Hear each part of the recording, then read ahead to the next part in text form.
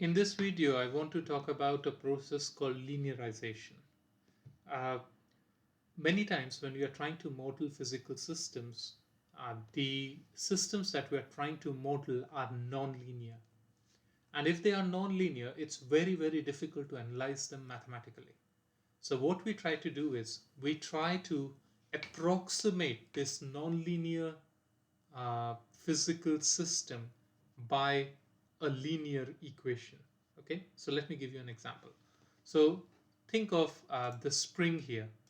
So let's say the spring is nonlinear, and the equation for the characteristic for this spring is shown in the solid blue line. Okay, so that's the relationship between the compression of the spring and the spring force. Uh, However, there is a mass on that spring, and because there is a mass on that spring, there is a certain amount of compression kind of in the steady state itself.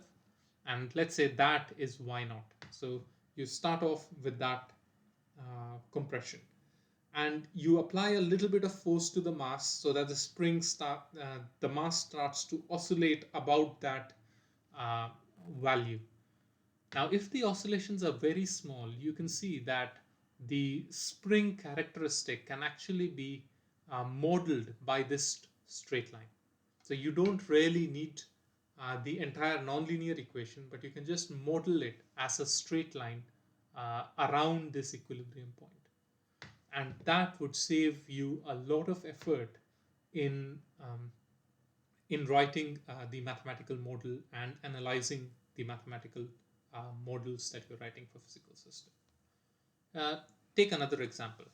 So this is a pendulum oscillator, and if you think about the force that is trying to bring this pendulum back into equilibrium, it has got a dependence of sine theta. There's a sine theta term in the dependence. So this mass has a weight of has it has a mass of m. So a force of mg acts downwards. So what is the force going to be in the tangential direction, which is going to try to bring this ball back? It's going to be that weight times sine theta. So sine theta is of course a nonlinear term, as you can see here. And again, if you have sine theta, of course you could probably do some mathematical analysis, but it is more difficult.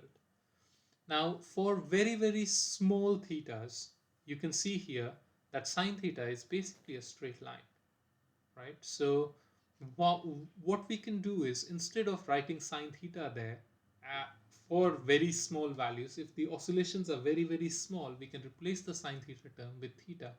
And that makes your mathematical model so much more simpler without much loss of accuracy, and you can continue doing your mathematical models, and they become analytically more tractable.